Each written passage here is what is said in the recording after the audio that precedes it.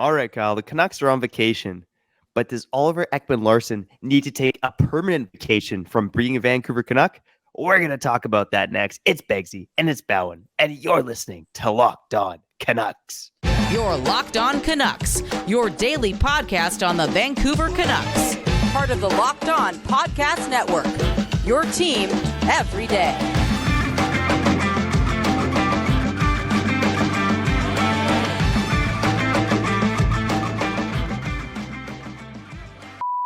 Thanks for hitting the play button on today's episode of Locked On Canucks. My name is Trevor Beggs, Canucks writer and credentialed media member for Daily Hive Vancouver. Download the Gametime app, create an account, and use code LOCKEDONNHL for $20 off your first purchase. And before we dive into the show, we want to thank you for listening to Locked On Canucks, your team every day. Subscribe or follow for free on YouTube or wherever you listen to podcasts. On today's show, we got to talk about those baby Canucks. Their playoff journey starts tonight. The Canucks also signed Elias Pettersson, so we're definitely going to talk about that. And we're going to talk about Oliver Ekman-Larsson. But first and foremost, I want to ask you, Kyle Bhawan, how you doing, buddy? I'm doing good, man. It's one of those things, we've been grinding here, right? Locked On Canucks, your team every day for the people. And then I got that other network, right? All week with Kyle Bhawan, new episodes every tomorrow. So it's been like a lot of podcasting, man. And tomorrow I got a day off, and it just hit me that I pleaded to the boss, right, to the ups, that I need a day off here, okay? I need to just peace out for a bit. Give me 1 day to recharge. I'll be good for the next 30. Then it's my birthday. I'll get my big break then. And then you just told me it's 420 tomorrow, so I feel as if I just like lied to my boss without really lying to my boss. He definitely thinks I'm about to smoke a blunt or 6 by 10 a.m. tomorrow. It is what it is. Hey, speaking too much of me right now, okay? This show is about the people. Locked On Canucks. We'll get to your comments at the end of the show.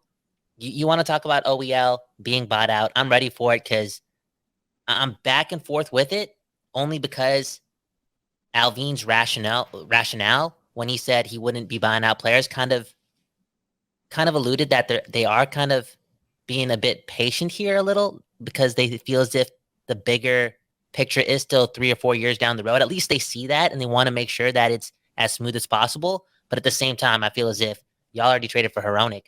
Y'all already all in. Y'all have holes. You guys got to make the playoffs. You guys got to have a good October and November. And the only way to have that happen is bring some new blood in. And OEL is what? Making the most money on the team. He's got to go.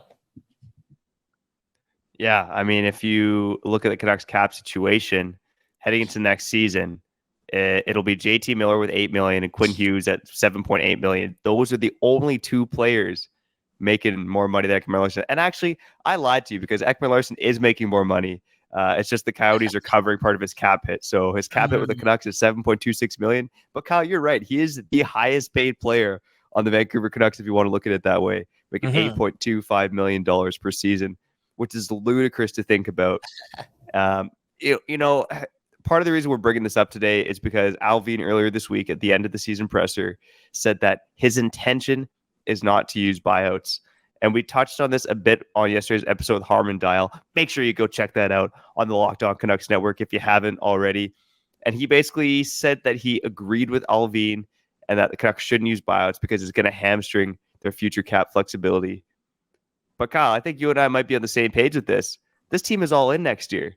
Yeah. And it's hard to be all in when you're paying Ekman-Larsson and Tyler Myers a combined $87.5 million. Okay, that was a bit high, but it is $13.26 million that you're paying those two defensemen who are at a replacement level right now. So I'm starting to lead towards the camp of the Canucks should probably look at buying out Oliver Ekman-Larsson. Look, again, they're going to hamstring their future cap flexibility. But here's the thing. At the end of the day, there are 2 seasons where the Canucks are really going to get rocked hard. And that is 2025-26 and 2026-27, where if they buy him out this summer, they will have a $4.76 million dead cap hit for those 2 seasons. For the rest of it, it's mainly around 2.2 million for 5 of those years. And then they get a huge savings next year with a cap hit of only $146,000 on the books. So I don't know, Kyle. Again, this team needs to improve. I desperately don't want to see Ekman-Larsson with paired with Philip Hronek, which is another thing Alvin mentioned could be a possibility is that he's a pressure. So I'm starting to freak out. I'm starting to freak out a bit. I'm just saying, buy him out, get him out of Vancouver, but maybe tell me how you're feeling, buddy. After all that rambling, and if you're new to the show, I'm a bit all over the place because I just get hit with all this info, right? Hit with all this info, and I'm trying to believe Alvin because I just want to be hopeful for something, and I'm kind of just forcing myself to be hopeful. And again, thinking that he has the plan in place to make sure that we're watching meaningful hockey very soon. But at the same time, it just seems as if it's mission impossible for this team to move forward in October and November without bringing in some new pieces. And that chip, OEL, I know we're going to pay for it in 3 or 4 years with $4.5 million per year of dead cap. That sucks. But again, it's mission impossible. And on that episode with Harmon, he brought up Tanner Pearson. I totally forgot that, bro, his salary could still be on the books next year, and it won't be on LTIR because there's still a chance he'll play. And, as we should want that, as a human being. We're getting older in this thing called life. Me and you, Beggsy. Got to hope that guy's healthy and he can play hockey. And if that's the case, that's nuts. That's nuts. The only way this team can move forward is by shedding cap. We brought up the wingers yesterday. It's one of those things where it's like, how much giving up are you going to have to do on the future to even move a guy like Pearson? Not Pearson will be easy because 1 year left, but if you want to talk about Garland or Besser and whatnot, it's just, you're going to have to throw in a first or something else. OEL is just a snip. Get him out of there. I'd rather buy out OEL than trade a first round pick this year. Because I want to believe that this is going to be the last time that we're drafting in the top 10, top 12. Let's bank on a guy. Let's get one of the best players in the draft. It matters a lot. I don't want to trade that guy to help out next year. Just buy at OEL. Again, all over the place. I'm making my decision right now. If I was Francesco Aquilini, I'd buy him out today for the people. Yeah, I think if you're Francesco Aquilini, you'd probably do a lot of things differently than the way the Canucks have been run over the past 15 years. But that's a whole other story. Look, part of the sticking point here is that the Canucks have zero cap flexibility going to next season. So if Oliver Ekman sticks around, you're going to trade a Brock Besser, Connor Garland, and Anthony Beauvillier, ideally probably for a third line center with some term. And again, if you want to get an idea of those types of deals, we did do an episode trading Brock Besser for 7 potential third line centers. That was another episode we recorded for ideas of what those trades might look like. Now, here's the thing. If you don't want to buy out OEL, first and foremost, don't play with Hronek. I'm going to say this over and over again throughout the offseason. Do not play OEL with Hronek. It's not Hronek's job, nor is it a prudent move by the organization to give Hronek the responsibility of resurrecting OEL's career. But again, if you decide not to buy out OEL and say he is in that third pairing role in your team, next season, more cap flexibility does open up, right? Tyler Myers is off the books. Tanner Pearson is off the books. Anthony Beauvillier is off the books if he's still around. So it is going to be an easier situation to navigate next summer. But I did pull the numbers, Kyle. If the Canucks decided to keep OEL around for one more season and buy him out in 2024, the cap savings looks similar. It would cost the Canucks at their peak $4.4 million in 2025-26 and 2026-27. And then they'd be paying him $1.8 million for the final 3 years after that, and then they'd have a cap hit of $2 million in 2024-25. So again, it makes the buyout 6 years instead of 8 years, but then you also have to keep him for another year as well. So I don't know, man. Honestly, this contract, the situation is a mess. And if the Canucks truly do want to be a better team next season, I'd buy him out because at the end of the day, he's providing negative value for this hockey team. So you could say it's an expensive buyout, but if he's providing negative value, it's costing you $8 million just to play him on your roster anyways. And next year, we're getting some cap relief with some guys potentially leaving or re-signing. And speaking of which, Hronek's going to have to extend or get a new deal. And if the Canucks are making moves next season in the standings, right? If they're playing meaningful games, it's probably because Hronek's playing well, and that means he's going to get a raise. And then the Pettersson deal. So money's going to be moving out. Money's still going to be being brought in. You're going to be signing players to bigger deals. I just feel as if, again, this is the offseason to do it. It's the offseason to do it. And the more and more I talk about it, I feel as if I'm being so irrational. But again, I think it's coming with age and maybe a bit of desperation, right? I want next season to matter, but I feel as if I also believe that next season is probably our best chance. Like, we're probably gonna have our best team. You get what I'm saying? We are. It's gonna be a decent roster in a pretty weak Pacific Division. Next year's the year to just let's get it, man. Let's get it. Pettersson and Hughes are in their primes next season, man. Like, come on, they're not getting any younger either. Like, if everything hits, am I gonna say it? If everything hits, we can make the third round of the Western Conference Final. Holy buddy, I love it. You're already living in a 420 dream, man. Look at you go.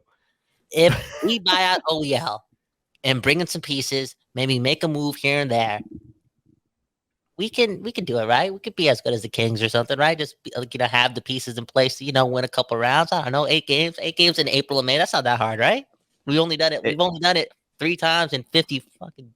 I gotta bleep that out. Holy crap, dude! What's going on here, man? It's funny, but for as dysfunctional as the Canucks have been, Kyle, I don't think you're wrong. Like they do have obviously 3 really strong pillars on this team. They got the offensive depth. If they can shore up the back end and play better defensively, there's no reason why they can't be on the level of the LA Kings or make some noise in the playoffs next season if everything hits right. So you're not out to lunch. Drinking a beer. I'm drinking a beer at 1:30 on a Wednesday at work. Holy, this recording this podcast has really been mentally taxing on you, eh? Oh man, look, I got a day off tomorrow because of it. Again, a lot of time being spent on the Canucks. It's tough, man. It's tough. Maybe I'm complaining too much, or maybe I'm actually missing a lot of playoff hockey. I'm missing feeling a certain way about this team, and with everything moving around and everything that has been done. Again, next season, I'm going from like next season has to matter to like, yo, next season might be great, man. Let's do it. Let's do it, man. Oh, you're hilarious, man. Yeah. Well, speaking of stress, I did want to mention that, if you've ever been stressed out buying tickets at the last minute, you need to check out Gametime. Because, Kyle, I found some killer deals on Gametime at the last minute. I get these emails from Nicole at Gametime a couple times a week. She's always teasing me with concerts and events this week in my area. Shout out to Surrey. And, there's some events in Vancouver as well, I guess. Not only are those emails from Nicole at Gametime a tease, but Gametime can offer me flash deals on last-minute tickets. What's even better is that they have a lowest price guarantee along with event protection cancellation. Now I have no choice but to get off my rear end and go check out a show on a Friday night. Let me tell you a bit about the Gametime guarantee. If you find tickets in the same section and row for less, Gametime will credit you with, drumroll please, 110% of the difference.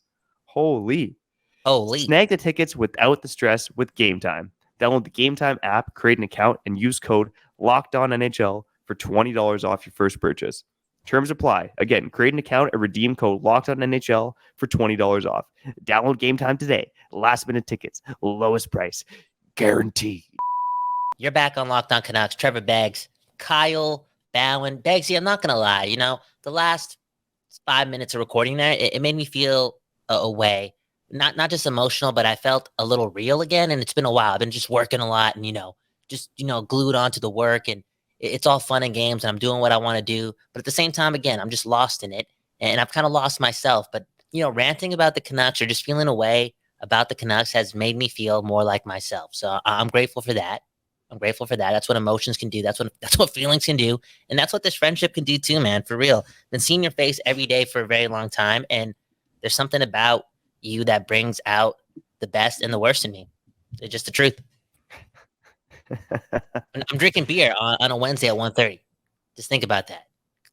I'm jealous, man. I actually, I've said it before on ad reads and on the show. I've been on a sober streak for like over a month, maybe pushing a month and a half. Mm-hmm. And I finally finished my exam, so my sober streak could end, but I haven't cracked a beer yet. So tell the people you passed, man. Come on, man. Yeah, I passed my exam. Yeah, it's good times. Good times. If you're curious what I do about my day job, I'm not gonna say it on air, but you could Google my name and probably figure it out pretty easily. Something else you might want to Google is the Canucks signing Elias Pettersson.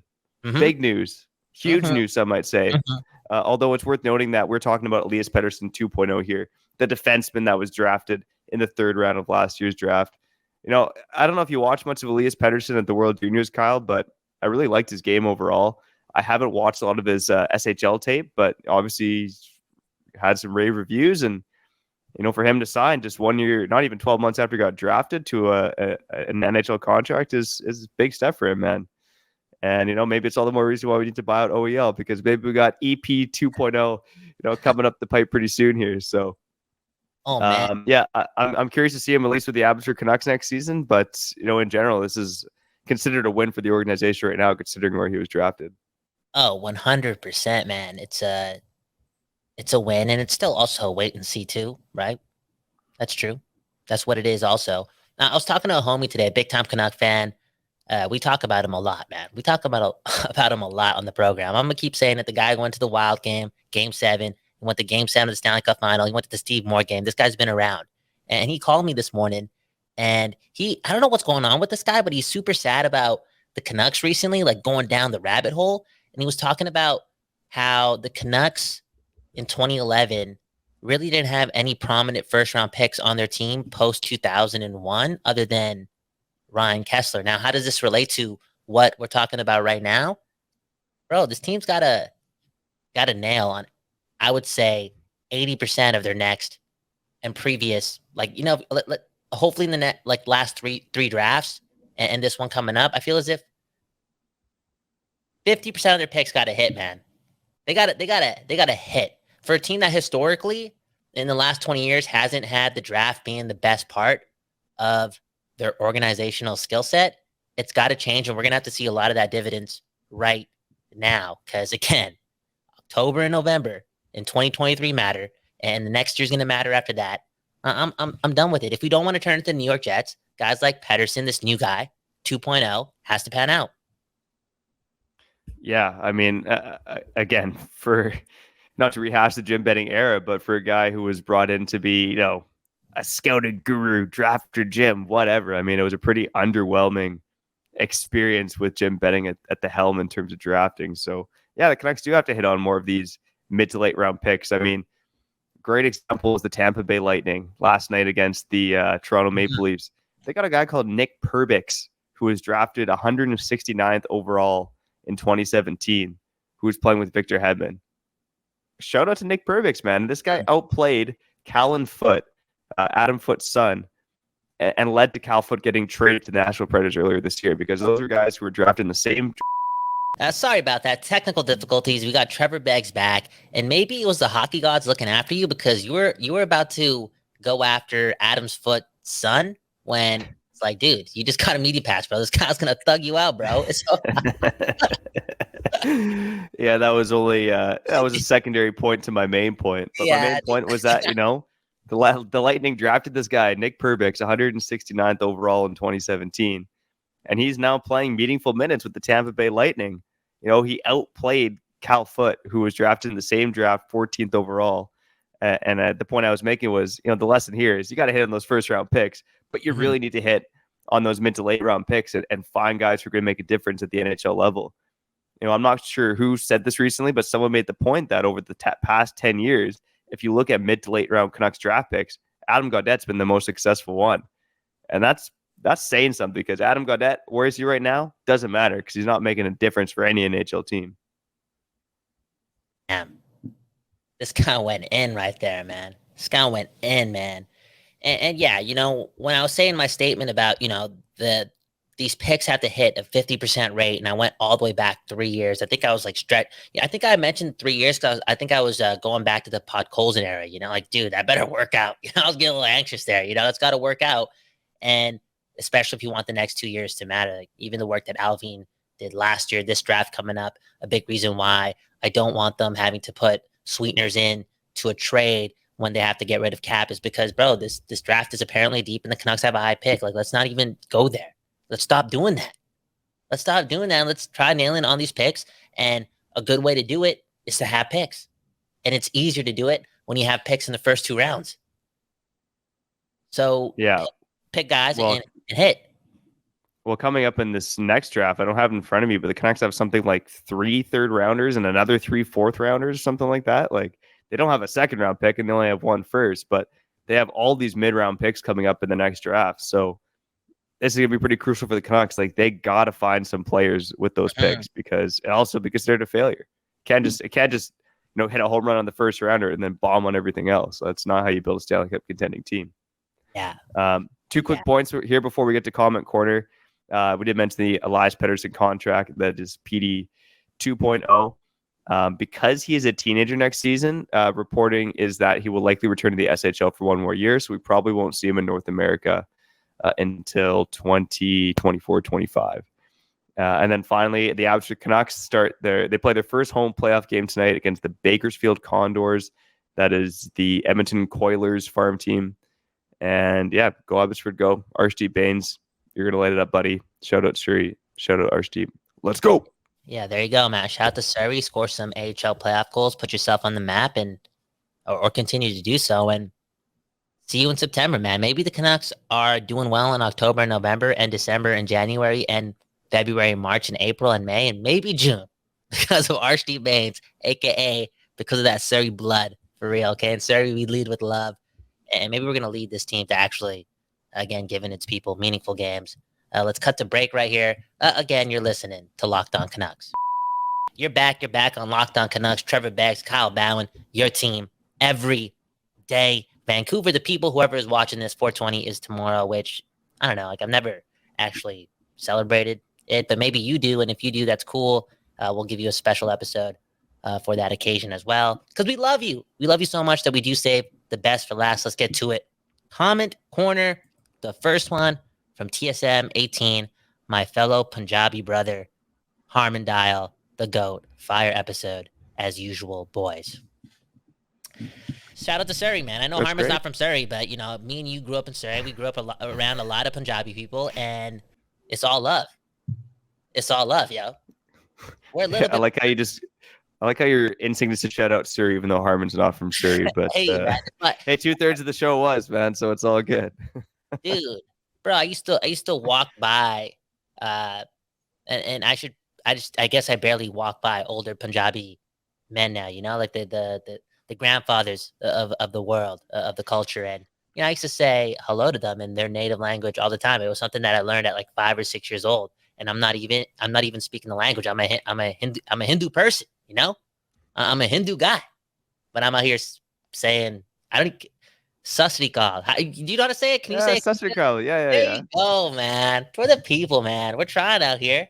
Kyle Bhawan, Trevor Beggs, for real. Thanks for the comment. And shout out to Harman. Second comment is from Viper's Whip.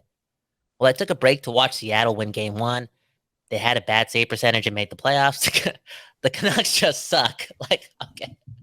How did you go from talking about the save percentage of the Seattle Kraken to going to the Canucks just suck? You know how that person did it, Viper's Whip, is because they're like, how did Seattle do this before us? And that's give people in the present moment meaningful hockey, things to get nervous about, given that feeling in their stomach. Viper's Whip is just pissed off. I want to finish this because the Canucks just suck. Our management has historically sucked at identifying talent. Look how many of our first and second round picks, we just talked about this, didn't even play 1 game in the NHL. So bad. So effing bad. 420 is tomorrow. You don't have to use a substance to alleviate some tension. All you got to do is go for a walk.